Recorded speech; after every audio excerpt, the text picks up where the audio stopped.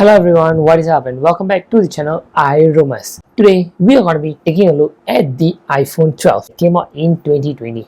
So now it's 2025, so it's been 5 years. Let's take a look at iPhone 12 and let's see what it really is worth in 2025. Of course, like in all our reviews, the final question is going to be, should you be using the iPhone 12 or are you able to physically use the iPhone 12? How is the experience like, and should you be buying the iPhone 12 in 2025? That is what we're going to be taking a look at today. But before that, let's get started right into the review.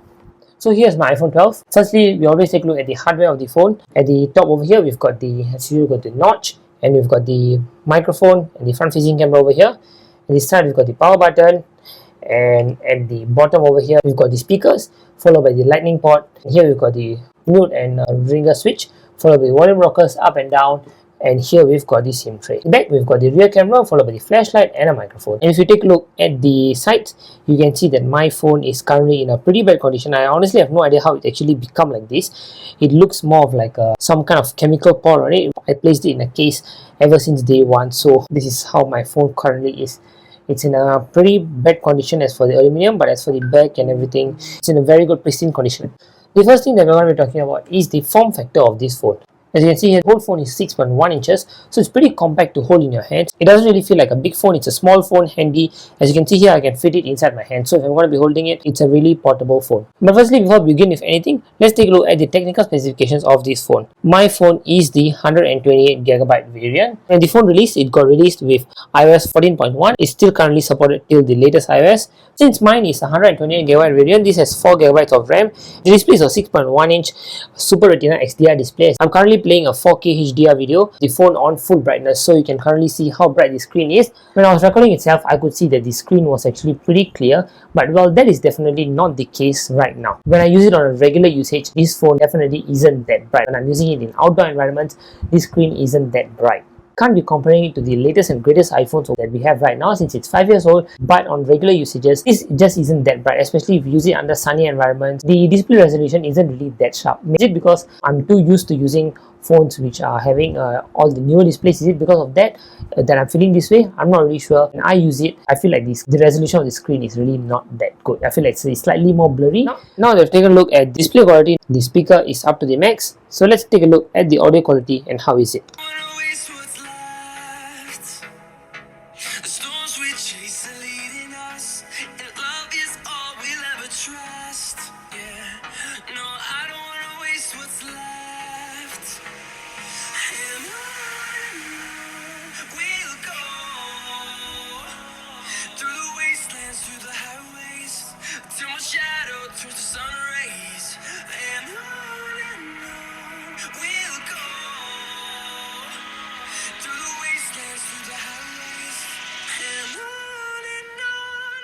So that is the speaker quality on the iPhone 12. I'm not going to give any opinions on this, but you can take a look at it and let me know how is it in the comments below. I want to just take some time and talk about the weight on this iPhone. I think at the start of the video, I've already said that this iPhone is actually pretty handy to hold on to. I've already said that it's a small form factor, perfectly fits onto my hand.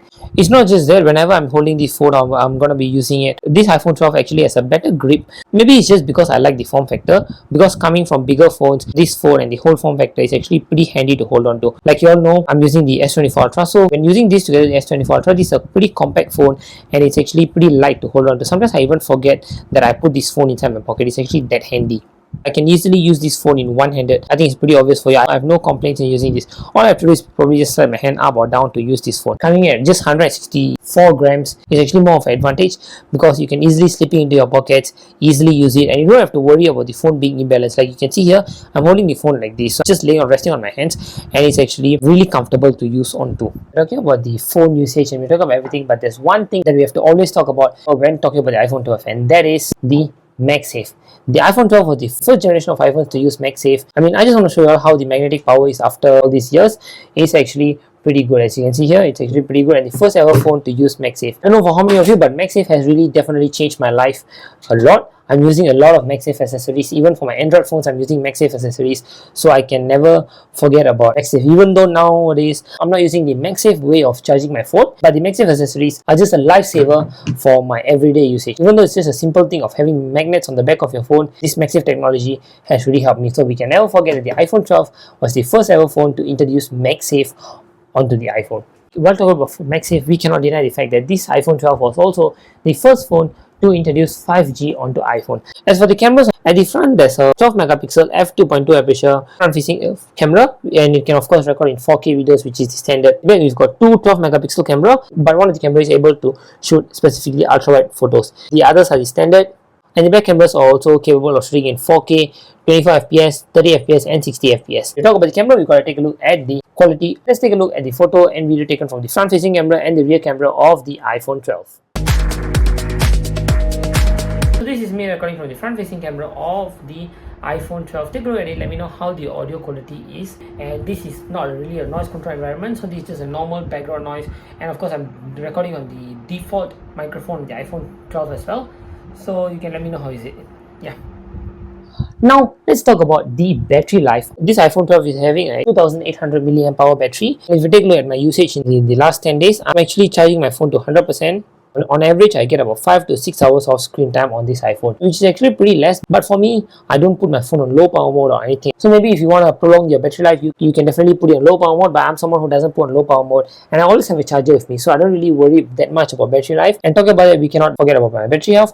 My battery health on this iPhone is actually at 95%. If you're wondering how, as you can see in my parts and service history, I've changed my battery, and it's a genuine Apple battery. I changed it and now it's back at 95%. Even though after I changed, I've been using it for about 6 months right now, and the battery is 5% down. Really up to you to see whether is it good or bad for 6 months. But the first battery actually lasted me till the end of last year. So that was about 4 years in, and that is when I changed the battery on this iPhone. As for right now, I have never ever felt that the iPhone 12 is having any bad reception or anything like that. I don't really have any complaints on it. I mostly use this phone for navigation purposes, watching YouTube videos, content consumption. I use it for a lot of things. But other than the screen, I don't really see anything that I find different with this phone.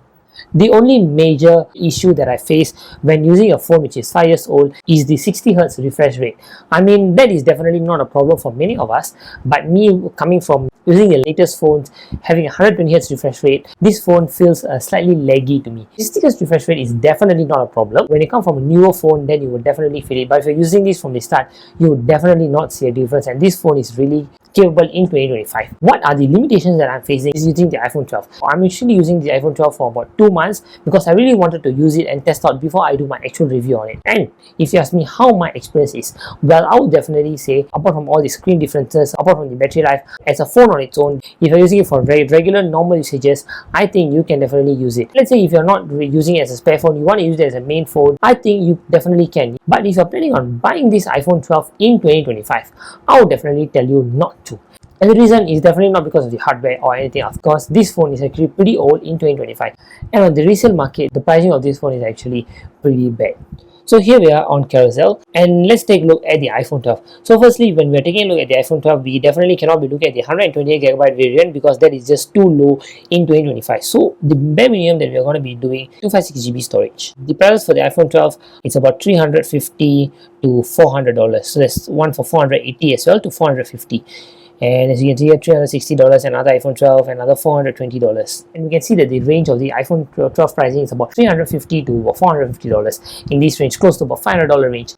In this range, I think the iPhone 12 is not a good purchase in 2025. And the reason being, the phone is about 5 years old. It's not just that, as for what the phone is offering, it's not a good value. When you're buying an iPhone 12, you've got to factor in the battery health as well. So maybe if you're buying an iPhone 12 which has 90% battery, then you've got to factor in the fact that you have to change a new battery, which is going to cost about $100+. If you're buying a phone which has 100% battery health, then you might want to consider. Even in that case, I would personally recommend you to maybe try for the iPhone 13, which is a better option. If you want a phone that is just basically functional, I think the iPhone 12 is still good. Other than that, in the end, if you should buy, maybe try iPhone 13 instead of the iPhone 12. I'm not saying don't buy it at all, but if you're still using the iPhone 12 in 2025, then maybe you can definitely go on and use it for maybe another 1 or 2 years. It's really not an issue. Other than if you're having certain like maybe motherboard issue, even battery issue could be solved. You could probably go and change the battery. The iPhone 12 could last you maybe another 1 or 2 years easily. If you're a light user, if your usage has changed, then maybe you should upgrade your phone. Other than that, that's actually been it for this video. If you like what I click the like button, get subscribe, turn on notifications so you get notified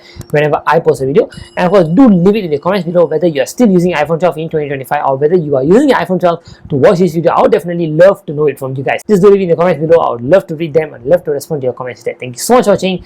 And if you're going to be buying the iPhone 12, just leave it in the comments below also. And what do you think about the iPhone 12? Let's create a discussion in the comments below there. Thank you so much for watching, and I'll see all of you in the next one. Bye bye.